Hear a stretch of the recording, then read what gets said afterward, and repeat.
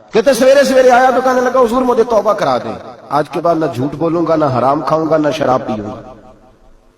تو کہتے ہیں جتنے لوگ بیٹھے تھے کان کھڑے ہو گئے، کہا تجھے کیا ہوا؟ کہنے لگا 11-12 سال کا نوجوان آیا مجھے توبہ کرا گیا، چڑھتی جوانی، 11-12 سال 14-15 سال کا بچہ مجھے توبہ کرا گیا۔ تو کہتے ہیں ہم محب حیرت ہوئے کہ اتنا سا بچہ؟ تو کہتے ہیں کسی نیک باپ کا بیٹا تھا، کسی پرہیزگار ماں کا بیٹا تھا، گھر میں تربیت ہوئی۔ اتنے بچے تو خانقاہ بھی نہیں جاتے، اتنے سے بچے تھوڑی کسی ادارے کے فارغ التحصیل ہوتے ہیں، کس مدرسے سے پڑھے ہوتے ہیں؟ کہتے چھوٹی سی عمر۔ تو کہا جناب آپ کو کیسے ملا؟ تو وہ شخص کہنے لگا حضور کل میں گیا بازار، میں نے بغداد کے چوک سے 10 کلو مچھلی بھی خرید لی اور کچھ اور ضرورت کی چیزیں بھی، مہمان آنے تھے، وہ سارا کچھ خرید کے میں جب نکلا تو سامان زیادہ ہو گیا۔ چوک میں مزدور بیٹھے ہوتے تھے، میں نے کہا بھئی میرے ساتھ فلاں محلے تک سامان پہنچانا ہے۔ وہ بچہ کہنے لگا چچا اگر میں چلوں تو، میں نے اس کو ایڈریس وغیرہ بتلایا تو 3 دینار مزدوری طے ہو گئی سامان گھر پہنچانے کی۔ کہتے میرے ساتھ وہ نکلا اور جب رستہ طے کرنے لگا تو رستے میں گرمی بڑی سخت تھی، ظہر کا وقت تھا، ذرا ہم نے چند قدم اٹھائے، 2-4 گلیاں گزرے تھے کہ اذان ظہر کی آواز آنے لگی۔ تو کہتے ہیں بڑی منت کے انداز میں، بڑی گزارش کے انداز میں میری طرف دیکھا، عمر چھوٹی سی ہے، کہنے لگا چچا اگر اجازت مل جائے تو میں ظہر کی نماز پڑھ لوں۔ کہتے ہیں میں ایک جگہ پھٹے پہ بیٹھ گیا اور گپے کرنے لگا، سامان وہاں رکھا، میں نے کہا پڑھ لے نماز۔ کہتے ہیں بچہ نماز پڑھنے چلا گیا، باقی لوگ دیر سے آئے، وہ نماز پڑھ کے جلدی آ گیا۔ میں نے کہا بیٹے تو جلدی آ گیا ہے؟ کہنے لگا اس لیے جلدی آیا ہوں کہ آپ یہ نہ سمجھے یہ کام چور ہے، میں نے نفل چھوڑ دیے ہیں، فارغ ہو کے پڑھ لوں گا۔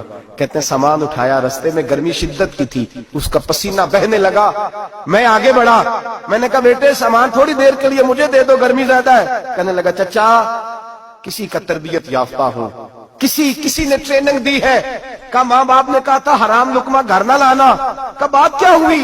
کہنے لگے میں آپ کو نہیں دے سکتا، اس لیے کہ 3 دینار مزدوری گھر پہنچانے کی طے کی ہے، اگر آپ اٹھائیں گے تو پھر میں پیسے پورے نہیں لوں گا۔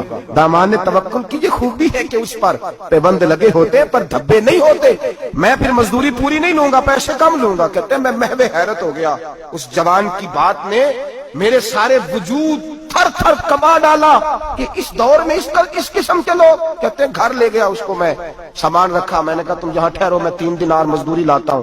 کہتے ہیں پیسے لینے گیا تو بیوی کو بتایا بڑا نیک ہے، بڑا پرہیزگار جوان ہے۔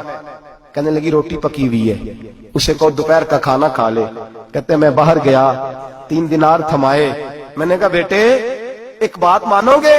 تو کہتے ہیں 3 دینار دے کے کہنے لگا اب تو آپ مالک ہو گئے، میں نے نمک کھا لیا ہے، اب تو ہر بات مانوں گا، اصلہ نال جو نیکی کریے نسلہ تاک نہیں بھول دے، میں اب ہر بات مانوں گا۔ تو میں نے کہا دوپہر کا کھانا کھا لو۔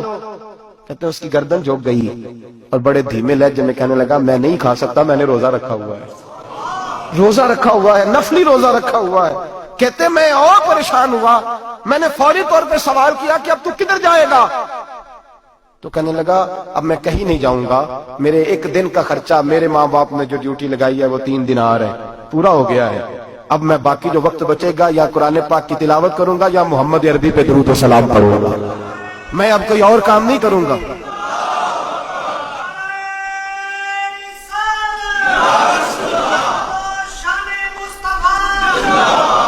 شخص کہنے لگا کہ میں نے کہا افطاری کر لینا، کہنے لگا مجھے مسجد بتا دو، میں جا کے اللہ اللہ کرتا ہوں، مجھے شام کو لے آنا۔ افطاری ہمارے ساتھ اس کی طے ہو گئی، مسجد چلا گیا، مغرب بعد لینے گیا تو کہنے لگا عشاء کے بعد آنا، اب تو میں نے پانی سے افطار کر لیا، کھانا کھانے جاؤں گا تو جماعت رہ جائے گی۔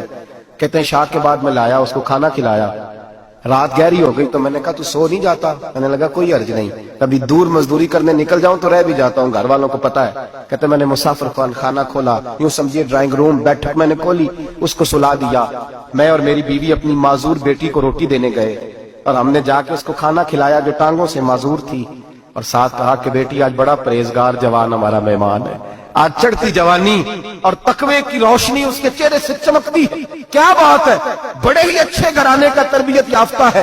کہتے ہیں بچی کو کھانا کھلا کے لوٹے، اپنے کمرے میں سو گئے، بیٹی اپنے کمرے میں لیٹ گئی، ترس گئے تھے کہ بیٹی قدموں پہ چلے۔ تہجد کا وقت ہوا تو دروازے پہ دستک ہوئی، بڑی بے چینی کے ساتھ اٹھے میاں بیوی، کون ہے؟ بیٹی کی آواز آئی ابا جی دروازہ جلدی کھولیں۔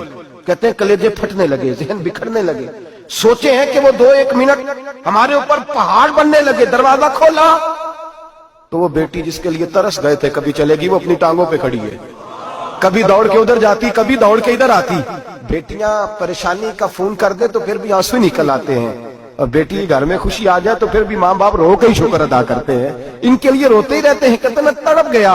बीवी भी रोने लगी, बेटे ये क्या हुआ, हम तो मायूस होने लगे थे माज़अल्लाह कि अब तू ठीक नहीं होगी, क्या हुआ। कहने लगे अब्बा जी अम्मा जी आपने बताया ना नेक जवान आया है, नेक आया है, तो मैं आप चले गए तो मेरे दिल में ख्याल आया, ए अल्लाह अगर वो वाकई नेक है तो उसके सदके मुझे शिफाई अता फरमा दे।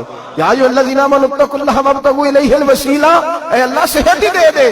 कहते अभी मेरी दुआ भी पूरी नहीं हुई कि मेरा वजूद हरकत करने लगा, और ये देखो मैं उठ के खड़ा हो गई हूँ।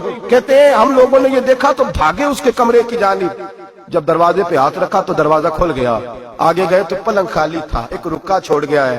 कहने लगा मुझे पता है मेरी हकीकत खुल गई है, मैंने ये करामत कोई कंपनी की मशहूरी के लिए नहीं दिखाई कि लोग मेरे पीछे भागने लगे, मुरीद होने लगे, तवाफ करने लगे। मैं तो अल्लाह का बंदा हूँ, अगर तुम्हें मुझसे जरा भी प्यार हो गया है तो फिर मेरे पीछे ना भागना, अल्लाह की बारगाह में झुक जाना, फिर गुनाहों से तौबा कर लेना।